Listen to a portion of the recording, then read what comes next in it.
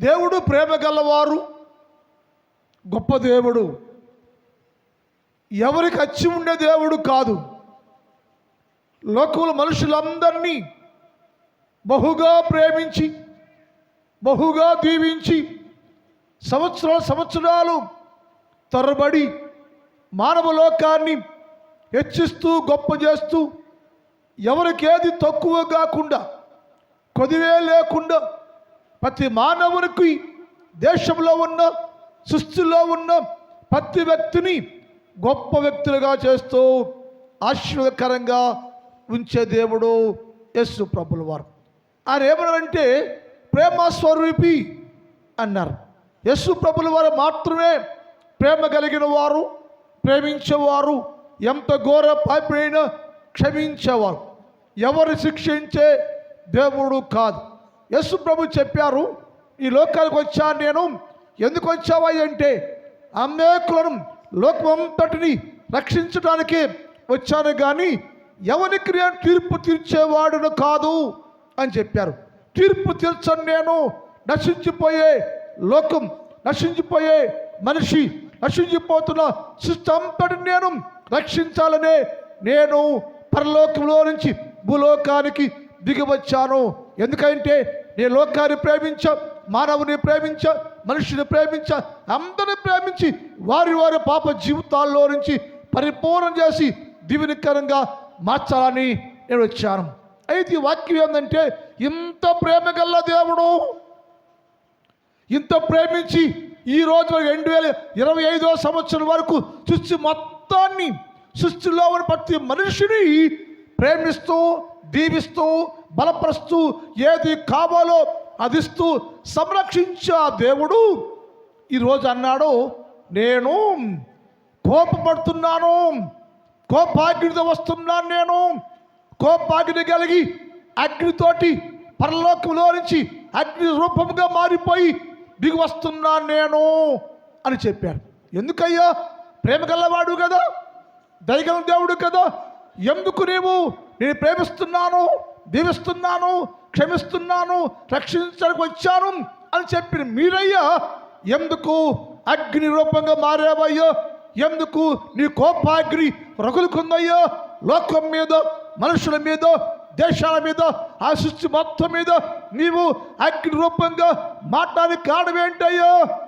ఎందుకు నీ కోపం? ఎందుకు నీ కోపాగ్ని? నీ కోపము అగ్నిలాగా మండుతుందయ్యో, అగ్నిలా నీ కోపం మండుతుందయ్యో సృష్టి మొత్తంలోకి. ఎందుకు అయ్యా నీ కోపాగ్నికి మారేవయ్యా? ప్రేమ గల నా దేవో, ప్రేమించే యేసయ్యో, ఎందుకు మీరు దేవుడు భయ ఉండి ఎందుకు అగ్ని రూపంగా మారావంటే దేవుడు అన్నాడు, అది ఎంత ప్రేమ గలవాడు, అంత రోషము కలిగిన వాడు, చెడు చూడలేడు. ఇప్పుడు దాకా ఎన్ని చేసినా ఓర్చుకున్నాను, ఎంత చేసినా ఓర్చుకున్నారు. కన్న సృష్టి ప్రారంభం నుంచి ఇప్పుడు దాకా ఎంతోమంది ప్రవర్తలు, బోధకులు, యాజకులు, సేవకులు వచ్చి మీకు హెచ్చరిస్తూ ఉంటే వారి మాట వినలేదు. నేను స్వయంగా వచ్చాను. అయినా కానీ ఇంకా మీరు చేసే కార్యాల బట్టి సహిస్తూ వచ్చారు. కానీ ఇక మీరు చేసే కార్యాలు సహించలేకపోతున్నాను నేను. అందుకని నా కోపాగ్ని, నా కోపం రగులుకుందయ్యో. ఎలా అంటే అగ్ని రూపంలోగా మార్చబడింది. నేను కోపంతో వస్తున్నాను, దహించేస్తాను, అనేకలు కాల్చేస్తాను. లోకంలో ఎవరైతే నాకు విరోధంగా ఉన్నారో వారందరినీ నేను కాల్చబోతున్నా అని చెప్పాడు. ఎందుకయ్యా నీ కోపం? ఎందుకు నీ కోపం? ఎవరి మీద నీ కోపం? అంత కోపాగ్ని ఎందుకయ్యా అంటే దేవుడు చెప్పాడు, మనుషులందరూ, మానవులందరూ నన్ను విడిచిపెట్టి నన్ను సృష్టిని పూజిస్తున్నారు. సృష్టికర్త నేను, దేవుడు నేను, జీవం ఇచ్చేది నేను, బలం ఇచ్చేది నేను, బలపరిచేది నేను. నా జీవం వల్లే ప్రతి మనిషి జీవిస్తూ ఉన్నాడు. కానీ మనుషులందరూ నన్ను విడిచిపెట్టేసి సృష్టిని పూజిస్తూ, విగ్రహాలను పూజిస్తూ, మనుషుల్నే దేవుళ్ళుగా, మానవుణ్ణే దేవుడిగా పూజిస్తూ ఉన్నారయ్యా. కొంతమంది ఏమో సౌందర్యాన్నే, అందాన్నే దేవుడిగా పూజిస్తున్నారు. అందాన్ని ఆధారం చేసుకొని, సౌందర్యాన్ని ఆధారం చేసుకొని, సౌందర్యాన్నే అందాన్నే దేవతగా దేవుడిగా పూజిస్తే నాకు అందం ఉంది, నాకు సొగసు ఉంది, నాకేంటని విర్రబిగుతూ వారి సౌందర్యాన్ని బట్టి గర్వించి దేవుడేడి నా సౌందర్యమే నా దేవుడు, నా అందమే నా దేవుడు అని విర్రబిగుతున్నారయ్యా.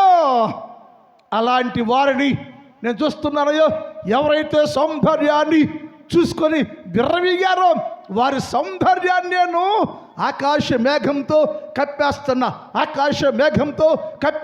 సౌందర్యమే లేకుండా సౌందర్యం చూసుకొని, ఏ సౌందర్యము చూసుకొని మురిసిపోయి దేవునికి విలువ గౌరవం ఇవ్వకుండా చచ్చిపోయారు. వారందరు నేను లోకములు లేకుండా నాశనం చేయటాకే నేను అగ్ని రూపంగా మారిపోయాడయ్యా. నన్ను పూజించడం లేదు, నన్ను సేవించడం లేదు. వారి సౌందర్యాన్ని బట్టి, వారి అందాన్ని ఆధారం చేసుకొని, సౌందర్యం ఆధారం చేసుకుని లోకాల్లో ఉన్న మనుషులందరూ అందమునే ఆధారం చేసుకుని సౌందర్యాన్ని దేవతగా దేవుళ్ళుగా పూజిస్తూ ఉన్నారు. కాబట్టి అందరిని బట్టి నా కోపము రగిలిందయ్యా. క్రైస్తవుడా, మానవుడా, దేవుడు అందాన్ని దేవునికి విడిచిపెట్టాలి, దేవుని సందులో చేరాలి. దేవా నువ్వే గొప్ప దేవుడు అయ్యా, నా అందం నీదయ్యా, నా సౌందర్యం నీదయ్యా. ఈ అందము సౌందర్యం మీరు నాకు ఇచ్చారు కాబట్టి అందాన్ని తీసేయకుండా నీతోనే ఉంటా, నీలోనే ఉంటా. నా దీవించే నా సొగసు గొప్పది కాదు, నీవే నాకు గొప్ప దేవుడు అయ్యాని ఆ దేవుని దగ్గర ఏడ్చేవారుగా ఉండాలి. కానీ మనుషులు సౌందర్యాన్ని ఆధారం చేసుకున్నారు కాబట్టి నేను వారిని నాశనం చేయడానికి నా కోపాగ్ని చేత అగ్నితో దిగి వచ్చారయ్యా. ఎందుకయ్యా కోపం అంటే? ఒకటి, సొగసు చూసుకొని అదిలిపడే వారిని నాశనం చేయడానికి వచ్చారని చెప్పాడు. రెండోది, ఎందుకయ్యా అంటే మనుషులందరూ వారి బలాన్నే తోడుగు పూజిస్తున్నారయ్యో. బలమే వారు దేవుడు అయిపోయాడయ్యో. నాకు బలం ఉంది.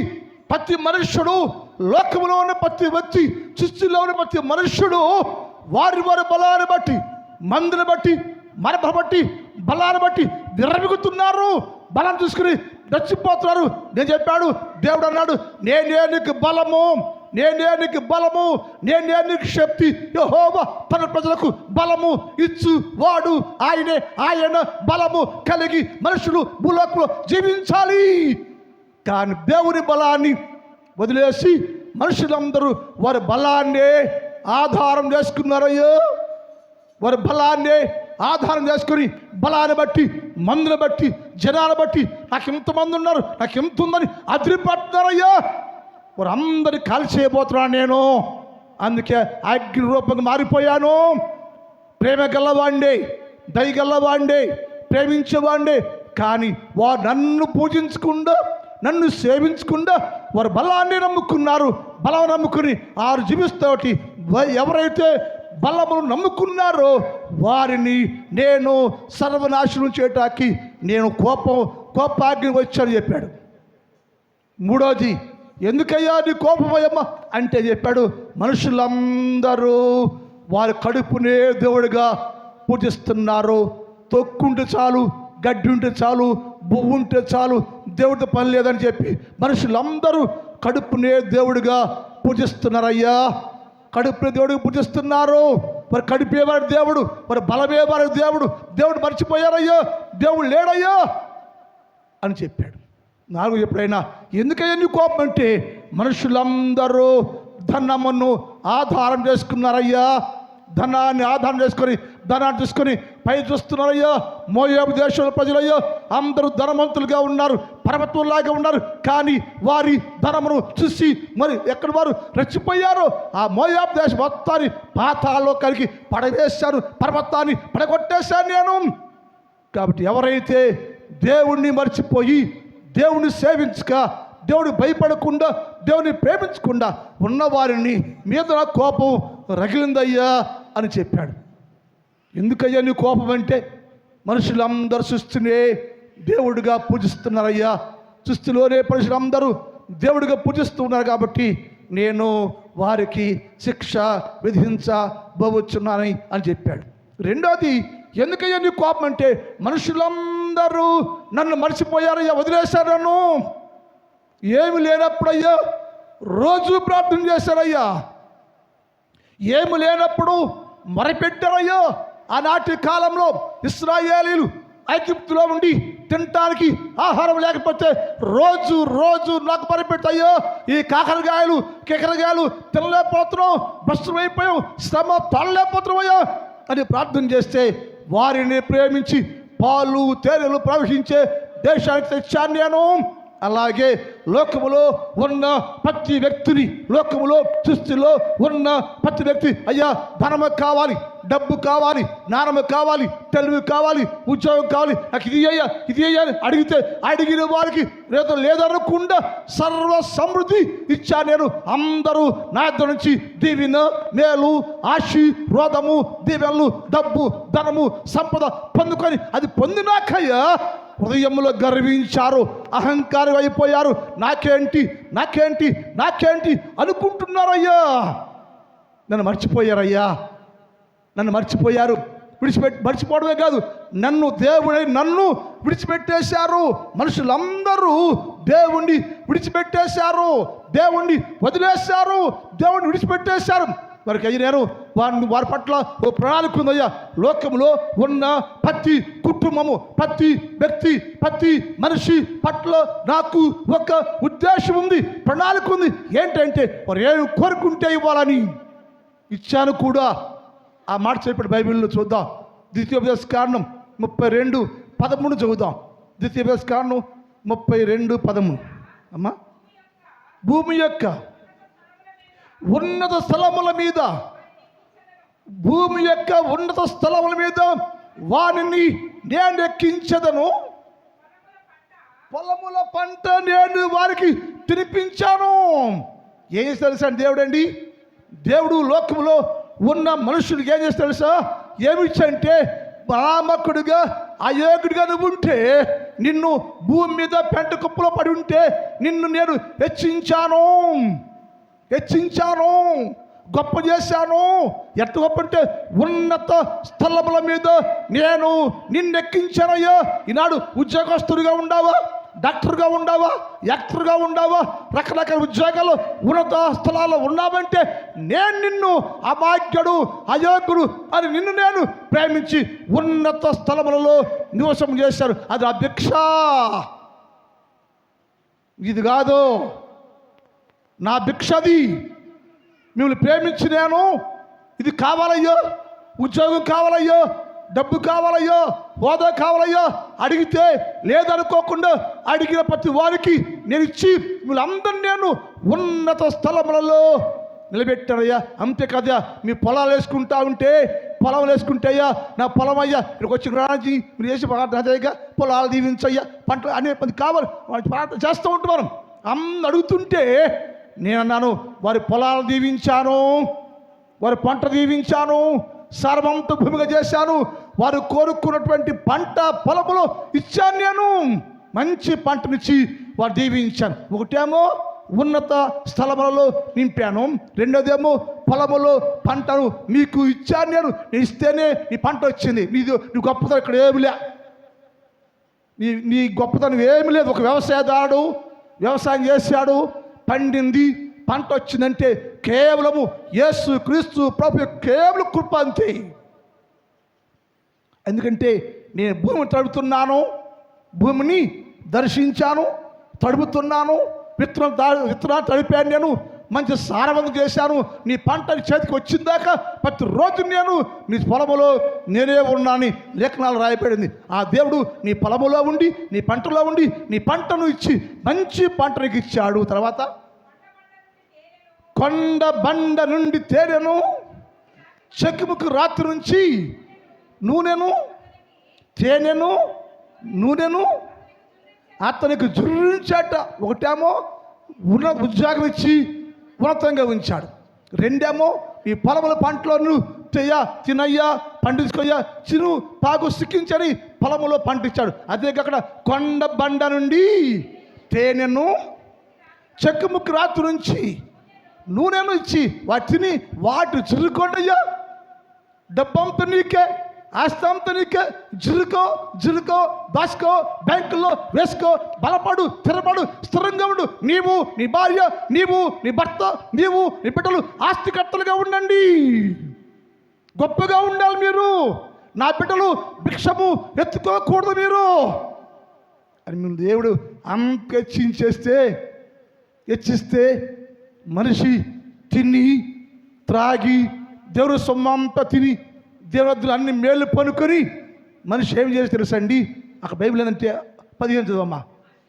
అశ్షూరును ఏమైంది? ఎందుకు కొవ్వు వచ్చింది? కొవ్వు ఎందుకు ఎక్కింది? బోలేదు నీకు. కొవ్వు ఆడదే? బోలేదు నీకు. భోజనం లేని నీకు భోజనం పెట్టాడేసయ్యా, బలం ఇచ్చాడేసయ్యా. నేను జురించాను నీకు. అన్ని తిని బలపడ్డావు, నీవు స్థిరపడ్డావు. నువ్వు ఆస్తిలో, అంతస్తులో, బలములో, ఆరోగ్యంలో అన్నిట్లో స్థిరపడ్డావు. నీకు అటు నిన్ను స్థిరపడిన తరువాత, బలపడిన తరువాత, డబ్బు వచ్చిన తరువాత, ఆస్తి వచ్చినాక, అన్ని వచ్చినాక నువ్వు యెషూరు కొవ్వాడయ్యా. యెషూరు కొవ్వి, ఇశ్రాయేలు కొవ్వి మదవెక్కి. అక్కడ మాట, నా మాట కసుమా. యెషూరు కొవ్వు పట్టిందికో ఏమంట అని అన్నాడు. అయ్యా లేనప్పుడు లేదు, నేడిసావు కదా, ఇచ్చా కదా, ఇచ్చాను, ఏం చేసావయ్యా? థ్యాంక్స్ అయ్యా, నీకు వందనాలయ్యా. అబ్బాయి గుని పేదోడయ్యా, నేను ఏం లేదయ్యా, నాకు నిన్ను బట్టే నా దగ్గర 10 లక్షలు ఉన్నాయి అయ్యా, నిన్ను బట్టే 4 లక్షలు ఉంది, నిన్ను బట్టే కోట్లు ఉన్నాయి అయ్యా, ఇవన్నీ నువ్వు ఇచ్చినవా అని ఆ దేవునికి తుదిస్తున్నావా, ఘనపరిచావా అని అన్నాడు. వారు తిని నా సొమ్మంతా తిని కొవ్వారయ్యా. యెషూరు కొవ్విని వాడై కాలు జాడించా అంట. ఏం జాడించాడు? కాలు జాడించా. ఎవడాడా? దేవుడెవడయ్యా? నేనే దేవుణ్ణి. దేవుడెవడు? నేనే దేవుణ్ణి. మాకు దేవుడు ఉన్నాడయ్యా, ఆయన దేవుడు. యేసుప్రభు దేవుడు కాదు. నా బలమే దేవుడు, నా ధనమే దేవుడు, నా జ్ఞానమే దేవుడు, నా తెలివే దేవుడు, నా బుద్ధే దేవుడు, నా పొలమే దేవుడు. ఆయన కూడా అని కాలు జాడించను. ఎప్పుడైతే కాలు జాడించ ప్రారంభించావో యేసయ్య అన్నాడు, వారు కాలు జాడటమే కాకుండా నువ్వు మాకు వద్దాయని చెప్పారంట. ఈరోజు యేసు ప్రభుత్వం ఉండవా? నా ప్రశ్న. నువ్వు కాలు జాడించావా? కాలు జాడించావంటే యేసు ప్రభు నమ్ముకోకుండా ఉన్న వాళ్ళందరూ ఏ కోవ చెందిన వాళ్ళంట? కాలు జాడించేవాళ్ళే. నీ ఇంట్లో యేసయ్య లేడా? నీ కుటుంబంలో యేసయ్య చోటు లేదు అసలు. ఎక్కడ యేసయ్య నాలో ఉన్నాడు చెప్పు. యేసు నమ్ముకున్నాను, నేను ప్రార్థన ఉంటున్నాను, నేను నా భర్త, నేను నా భార్య, నేను నా బిడ్డలు విశ్వాసం ఉంటున్నాను, యేసు ప్రభు దేవుడు అని చెప్పే దమ్ము నీకుందా? అలా ఉంటేనే నీవు బలవంతుడవు అని అన్నాడు. వాడు తిన్నారు, సొమ్మం తిన్నారు. వాళ్ళు తిని కొవ్వెక్కి కాలు జాడించారు. కాలు జాడటమే కాకుండా దేవుడా నీతో పని లేదు, మాకు అవసరం ఎప్పుడు చూద్దాంలే, అవసరము అయినప్పుడు నిన్ను చూద్దామని దేవుణ్ణి పక్కనే పెట్టేసి పక్కన అక్కడ ఏమంటే మర్చిపోయిరి, విడిచిపెట్టిరి. యెషూరు కొవ్విని వాడై కాలు జాడించి కొవ్వి బలిసి ఏంటంట మందుడైపోయి వారు తన్ను పుట్టించిన దేవుణ్ణే విడిచిపెట్టేశారంట. ఇక్కడ చాలా చెప్పాడైనా కొవ్వారంట, బలిశాడంట. బలం రాగానే వచ్చేది మందం ఎక్కింది. పొద్దులే మందంగా ఉంటే ఏం చేస్తాం? ఏమవుతావు పద్మ? బాగా తిన్నావు అనుకో, కూర్చుని లేకలేవు, లెగితే కూర్చోరు. గుడి పెట్టాడా? రేపు వెళ్దాం లేరా, ఈ ఫస్ట్ రోజేగా రేపు అంటే ఏమొచ్చింది? మందం ఎక్కింది. మనకి మందం ఎక్కింది కాబట్టి ప్రతిరోజు యేసు ప్రభు దర్శించలేకపోతున్నావు నీవు. కారణం ఏంటయ్యా? సొమ్ము అయింది, సొగసుని ఇది. సొమ్మేమో అంటారు మోటార్ సాగుతుంది, సొమ్ము ఒకళ్ళదే, సోకు ఒకళ్ళదే. సొమ్మంతా అయింది, సోకంతా సాతానికి. ఎప్పుడు మారుతావు నీవు? ఎప్పుడు మారేది? తుది మారేది ఎప్పుడు? యేసయ్య ఎక్కడ? ఇంట్లో. యేసయ్యకి నీ ఇంట్లో స్థానం ఏంటి అసలు? ఎప్పుడు ఆలోచన చేసావా? నీ ఇంట్లో యేసయ్యకి ఉన్న స్థానం ఏంటి? పనోడు స్థానమా? యేసు ప్రభు ఇంట్లో ఉన్న స్థానం ఏంటి? పని మనిషి స్థానమా, దేవుని స్థానమా? ఏంటి నీ స్థానం? ఉంటే నిజంగా యేసయ్య దేవుడు అనుకుంటే అన్ని రంగాల్లో దేవునికి లోబడాలి. నువ్వు లోబడ్డావా? భయపడ్డావా? ప్రార్థించావా? ప్రార్థన జీవితం నీకుందా? తగ్గింపు నీకుందా? లోబట్టు నీకుందా? ఏది? ఎక్కడా? అది అన్నాడు ఆయన, వారు కొవ్వి బలిసి మందుడు అయిపోయి వారు తాను పుట్టించిన దేవుణ్ణే సైతమే, సృష్టికర్తనబడే యేసు క్రీస్తు ప్రభుడు సైతమే ఏం చేయంట? విడిచిపెట్టేశారయ్యా. అందుకని అలా విడిచిపెట్టిన వారందరినీ నాశనం చేయాలని నేను కోపోద్రుకుడైపోయి కోపం తెచ్చుకొని అగ్నిరూపంగా మారిపోయి పరలోక భూలోకి వచ్చి అమెరికాలో ప్రారంభం చేశాను. అయ్యో, అమెరికాలో ప్రారంభించారు. వరుసగా అందరూ కాల్చేస్తాను నేను. ఎవడైతే డబ్బుని, బలమును, అందమును, జ్ఞానమును ఆధారం చేసుకొని దేవుణ్ణి మర్చిపోయి దేవుడే లేకుండా నిస్సరసాగా జీవిస్తుంటే నీకు ఆ గతి సంభవించుద్ది. అక్కడ ప్రారంభమైంది అమెరికాలో. ఎవడు విడిచిపెట్టాడు యేసయ్య? ఎవడు విడిచిపెట్టాడు? ఎందుకు విడిచిపెట్టమంటే నన్ను దుఃఖపరుస్తున్నారు కాబట్టి. యేసయ్య అన్నాడు, ఎందుకయ్యా అంత కోపయ్యా మా మీదంటే అని చెప్పాడు. నా సొమ్మం తిని నన్ను వదిలిపెట్టేసావయ్యా నువ్వు. ఏం చేయని కోపరాకే వచ్చింది? మన పిల్లోడు మన వదిలిపెట్టి మనకంత కోపము. యేసయ్య బిడ్డలం కాబట్టి దేవుడు అన్నాడు, మీరు కొవ్వి తిని మదబెక్కి మదించి నన్ను మర్చిపోయావు కాబట్టి మీకు బుద్ధి చెప్పాలనుకుంటా నేను. అయ్యా ఎలా అంటే తిరిగి మళ్ళీ కాళ్ళబేరానికి రావాలి, మళ్ళీ వాళ్ళు అడుక్కొస్తూ రావాలయ్యో. రావాలంటే నేను అగ్నిరూపంగా మార్చబడ్డాను. నా కోపాన్ని ఆపుకోలేకపోతున్నా, కోపాన్ని సహించలేకపోతున్నా. నా కోపంతో ఎవడైతే దేవుని విడిచిపెట్టేశాడో, వదిలేశాడో, లోక సంబంధిగా ఉంటున్నాడో, పాప సంబంధిగా ఉన్నాడో, లోకాన్ని ప్రేమిస్తున్నాడో వాడిని నేను సర్వనాశనుడికి అగ్నిరూపంగా మారిపోయా. నా కోపాగ్నితో రగిలిపోతున్నాడు అయ్యో అని చెప్పాడు. ఒకటేమో సృష్టిని పూజించారు, రెండేమో దేవుని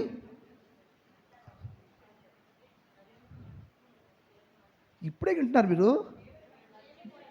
దేవుని విడిచిపెట్టేశారు. మూడోది ఎప్పుడైనా ఎందుకయ్యా నీ కోపం అంటే ఆయన అన్నాడు, ఆయన మూడోది, మీరు నా నిబంధన మీరారు. ఒకటేమో సృష్టిని పూజించారు, రెండేమో విడిచిపెట్టేశారు, మూడోదేమో నా నిబంధన మీరారు. మీకు నిబంధన చేశాను నేను. మీకు నాకు మధ్య ఒక నిబంధన ఉంది, ప్రమాణం ఉంది. మనం ఏం చేస్తాం? 30% నైట్లు అయ్యా నన్ను దీవిస్తే, నా కుటుంబాన్ని దీవిస్తే, ఈ కొత్త సంవత్సరం అంతా నీ తోరే ఉంటాయా, ఏమేమో ప్రార్థన చేస్తాం. దాన్ని ఏమంటారు మనం? దేవుని భాషలు ఏంటి? నిబంధన. దేవుని ఒడంబడిక చేసుకుంటున్నావు నువ్వు. దేవా ఇక్కడ నుంచి మేము నా కుటుంబం అంతా మీ తోరే ఉంటామయ్యా, నువ్వు లోపడతావయ్యా అంటాం. నిబంధన. యేసయ్య అన్నాడు, యేసయ్య కూడా నాకు నిబంధన చేశాడు. నేను మీ అందరూ దీవిస్తాను, నేను మీ అందరిని కాపాడుతాను, నేను మీ పట్ల గొప్ప కార్యం చేస్తాను, నా నిబంధన పాటించండి. నేను చెప్పే నిబంధన పాటించాలి. మీరు నా నిబంధనకు మీరందరూ కట్టుబడి దానికే లోబడి జీవించాలి. నా నిబంధన మీరారో జాగ్రత్త అని చెప్పాడు దేవుడు. అందుకు ఉదాహరణగా యెహోషువ గ్రంథం, యెహోషువ 7:11 చదువుదాం. యెహోషువ 7. అమ్మ, ఇశ్రాయేలు పాపం చేస్తున్నారు, నేను వారితో చేసిన నిబంధనను వారు మీరేరయ్యా. నేను వారితో నిబంధన చేశా, మీరు నా ప్రజలయ్యా, నేను మీ దేవుణ్ణయ్యా. మీరు నాలోనే ఉంటే మిమ్మలను మీ కుటుంబాన్ని బహుగా దీవిస్తారని దేవుడు నీకు ఒక నిబంధన చేశాడు. దీని ప్రకారం ఈ నిబంధన పాటిస్తూ దాని ప్రకారం జీవించని చెప్పాడు. కానీ ప్రజలు, ఇశ్రాయేలీలు, నేటి ప్రజలందరూ కూడా దేవుడు ఇచ్చిన నిబంధనను మీరారయ్యా. నిబంధనను మీరారు, నిబంధనను ఉల్లంఘించారు, నిబంధనను తోసిపడేశారు అయ్యా. నిబంధన తోసేసావంటే అర్థం ఏంటి? యేసు ప్రభుని తోసేశారన్నమాట. నిబంధన మీరారయ్యా, వారందరూ పాపం చేశారయ్యా. నేను చెప్పిన నిబంధనను మీరారు.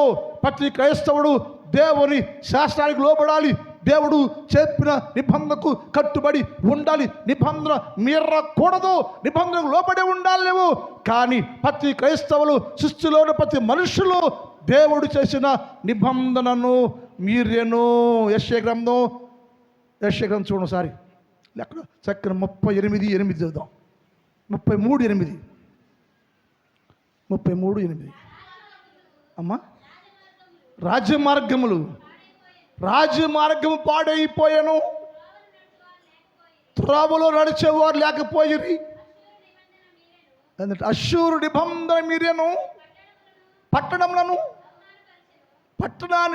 వాళ్ళు నిబంధన మీరిపడగాక వారిని బట్టి పట్టణం పాడైపోయింది, సంఘం పాడైపోయింది, కుటుంబాలు పాడైపోయినాయి. వారందరూ రాజమార్గాన్ని మూసేశారు, రాజమార్గంలో రాజకీయం చేసేసారు, రాజకీయ మార్గం అయిపోయింది, పట్టణం పాడైపోయింది, పట్టణంలో అవమానం మిగిలింది, పట్టణంలో శోధన మిగిలింది, పట్టణంలో శాంతి పోయింది. ఏమైందయ్యా? ఏదంటే వారందరూ నా నిబంధనను మీరినది వల్ల అది భ్రష్టత అయిపోయిందయ్యా, భ్రష్టు పట్టిపోయింది. నిబంధన మీరారు, భ్రష్టత అయిపోయింది. అందుకని ఏంటాడు? ఎందుకయ్యా అంటే కోపం అంటే నా ప్రజలందరూ నాతో చేసిన నిబంధన, నేను వారితో చేసిన నిబంధన మీరి పాపము చేశానయ్యా, అది సహించలేక నేనయ్యా అగ్ని కోపంగా మారిపోయాను. మీకు వచ్చి ఎవరైతే నా నిబంధనను ఉల్లంఘించారో వారిని నేను శిక్షకు పాత్రులుగా చేయబోతున్నానని చెప్పాడు. అదే యెషయా 24:5 చదువుదాం. యెషయా 24:5. లోక నివాసులు ఇదేనట, లోకములో ఉన్న మనుషులందరూ ధర్మశాస్త్రమును అతిక్రమించి ఉన్నారు, కట్టడను నిత్య నిబంధనను మీరి ఉన్నారు. దాని నివాసము చేత లోకమంతా పాడైపోయింది.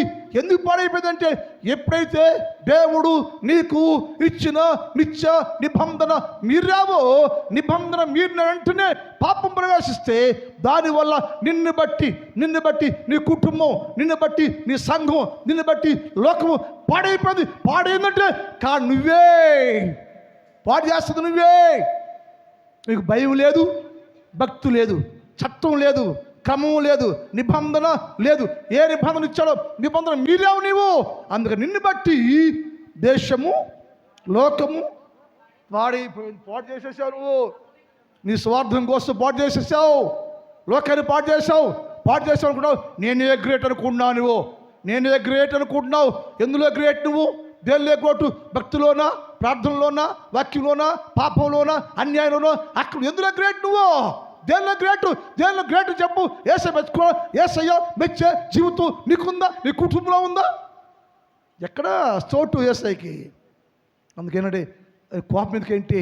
నా నిబంధన మీరారు కాబట్టి నేను కూడా వారి నిబంధన మీరి నన్ను విడిచిపెట్టారు కాబట్టి నేను కూడా వారిని విడిచిపెడతానయ్యా. మరి ఏసయ్య మనిషిని నువ్వు విడిచిపెట్టయితే ఓకే, మళ్ళీ అన్న దగ్గర తీసుకుంటాడు ఆయన యేసు ప్రభుల వారే నిన్ను వదిలేస్తే, యేసు ప్రభుల వారే అనగా దేవుడే నిన్ను విడిచిపెట్టేస్తే, వదిలేస్తే నీ స్థానం ఎక్కడో, నీ స్థలం ఎక్కడో, ఏం చేస్తావు నువ్వు? అని అన్నాడు. వారందరూ నన్ను విడిచిపెట్టేస్తుంది కాబట్టి నేను కూడా వారిని విడిచిపెట్టేస్తున్నాను, వదిలేస్తాను. ఏ మేలు చేయని వారికి నేను, ఏ సహాయం చేయను నేను.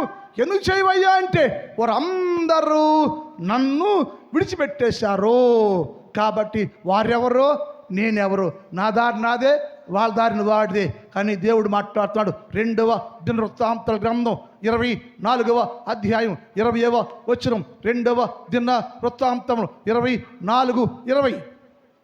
అప్పుడు దేవుని ఆత్మ యాజకుడకు జకర్యా మీదకు వచ్చాను. అతడు ప్రవర్త అన్నాడు.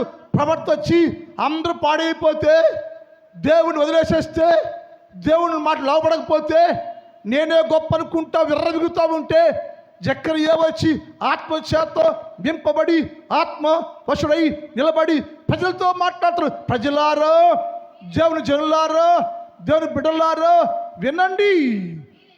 మీరెందుకు యెహోవా ఆజ్ఞను, యెహోవా నిబంధనను మీరారు? ఎందుకు మీరు దేవుడు నియమించిన ఆజ్ఞను మీరారు? దేవుడు ఇచ్చిన నిబంధనను మీరారు? పాపం చేశారు మీరు. ఎందుకు మీరేనయ్యా మీరు?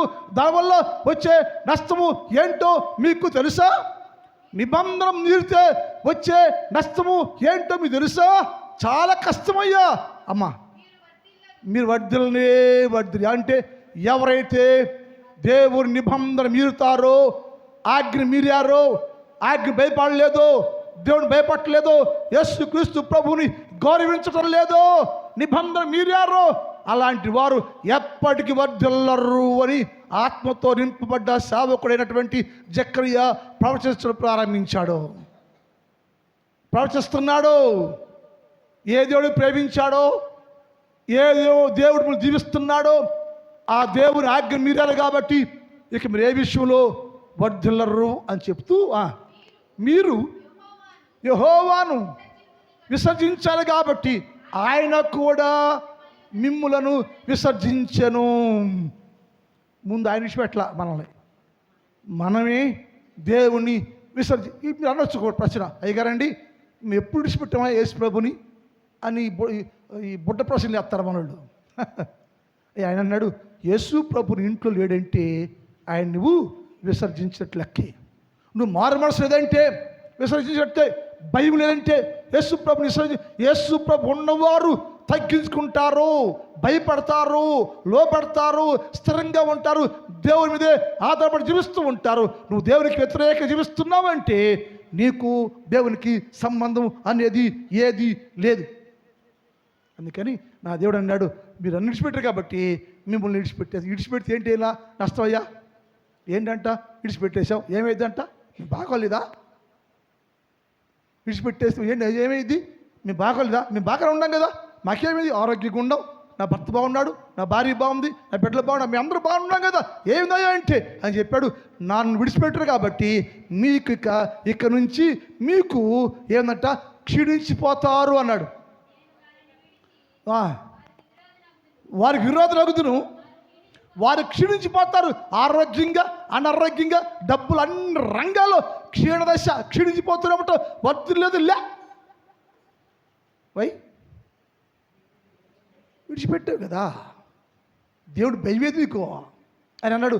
నేను విడిచిపెట్టేశాను కాబట్టి మీకు నేను విరోధిని అంతేకాదు మీరు క్షీణించిపోతారు అని మూడో చెప్పడైనా. మీరు అందరికీ ఆపదలు ఎక్కువగా వస్తాయ్యా, ఆపదలు కలిగి ఉంటారు. అప్పుడు వచ్చి అయ్యా దేవా సహాయం మేలు చేయి అంటే అప్పుడు ఎవరు? ఐ డోంట్ నో, ఎవరు నాకు తెలియదయ్యా, నేను నీతోనే ఉన్నా, నీ మధ్య ఉన్నా, ప్రతిరోజు దీవిస్తున్నాను, కాపాడుతున్నాను, సహాయం చేస్తున్నాను నేను.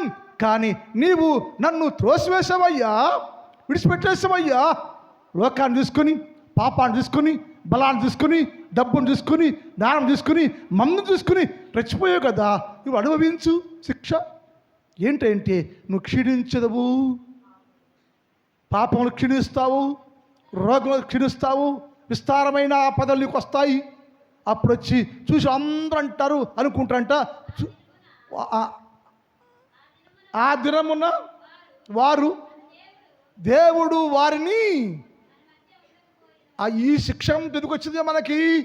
దేవుడు మనతో లేడు కాబట్టి ఇన్ని ఆపదలు, ఇన్ని శోధనలు మనకు వచ్చాయి. అప్పుడు ఏడుస్తారంట. అప్పుడు ఏడుస్తూ ఉంటే ఆయన అంటాడు, నువ్వు ఇప్పుడు ఏమైందమ్మా? ఇప్పుడు కాదు, నేను నీ కోసమే అగ్ని రూపంగా మారిపోయాను, నీకోసమే నన్ను అవమానపరిచావు కాబట్టి నాకు అవమానకరంగా ఉంటున్నావు నువ్వు. నేను ప్రేమిస్తున్నాను, నేను దివిస్తున్నాను, కానీ నీకేమిటంటే విశ్వాసం లేదు, నా పట్ల నీకు కొద్ది కూడా భయము భక్తి లేదు. అందుకే నువ్వు విర్రవేగే కాబట్టి నేను నీ నుంచి వేరైపోతున్నానయ్యా. వేరైపోతే ఎక్కడ నువ్వు వర్ధుల అవకాశము లేదు, క్షీణించిపోతావు, అనేక ఆపదలు నీకు వస్తాయి. కాబట్టి నేనంటే ఆ దినం రాకముందే నేనే స్వయంగా అగ్ని రూపంగా మారి అందరి మీద ఆ కోపాన్ని రేపుకుంటున్నాను అని చెప్పాడు. ప్రార్థన. మిగిలిన భాగాన్ని రేపు పగలు ధ్యానం చేద్దాం.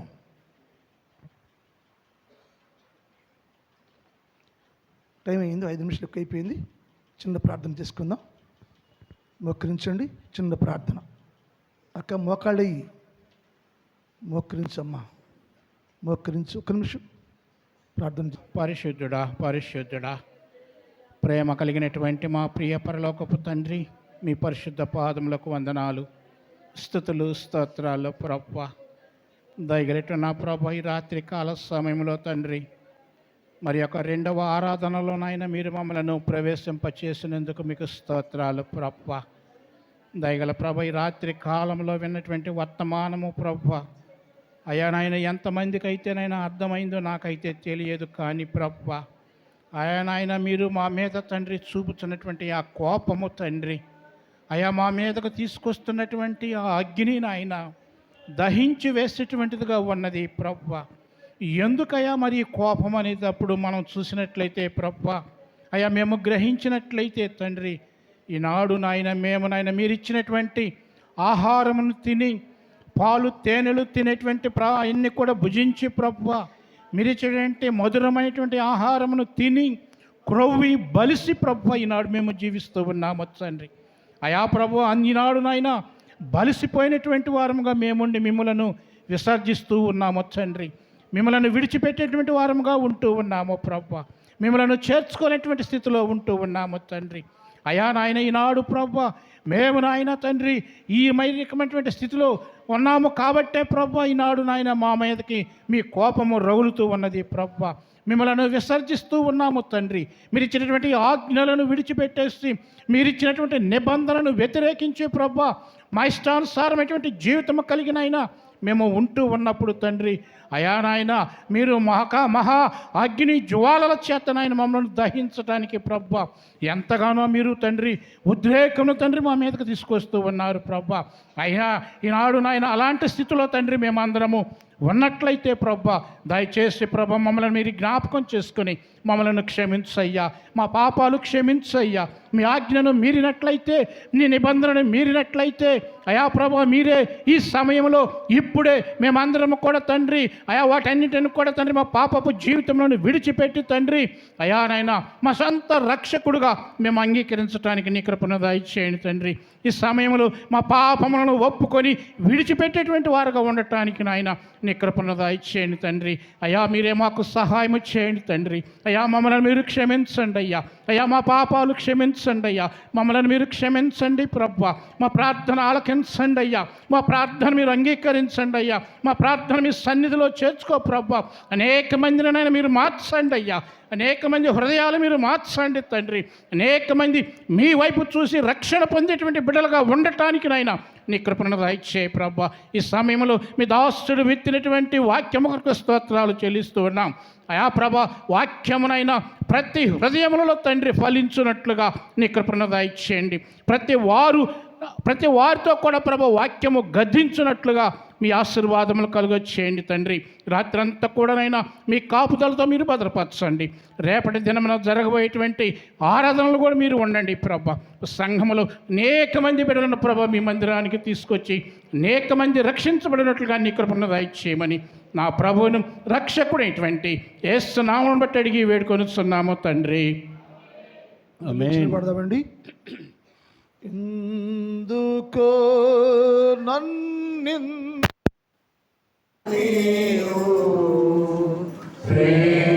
ప్రేమించితివో దేవా, అందుకో నా దీన స్తుతి పాత్ర.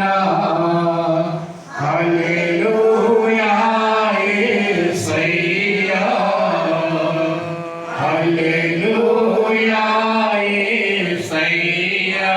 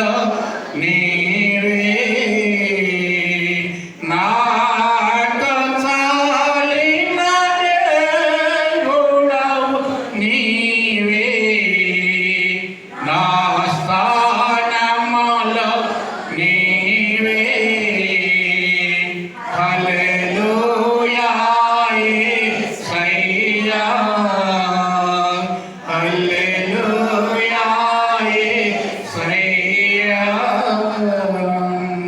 తండ్రి దేవుని ప్రేమ, కుమారుడు యేసుక్రీస్తు వారి కృప, పరిశుద్ధాత్మ దేవుని యొక్క అన్నిటి సహవాసం ఇప్పుడు ఎప్పుడు ఎల్లప్పుడు సదాకాలము మనందరి తోడై ఉండును గాక.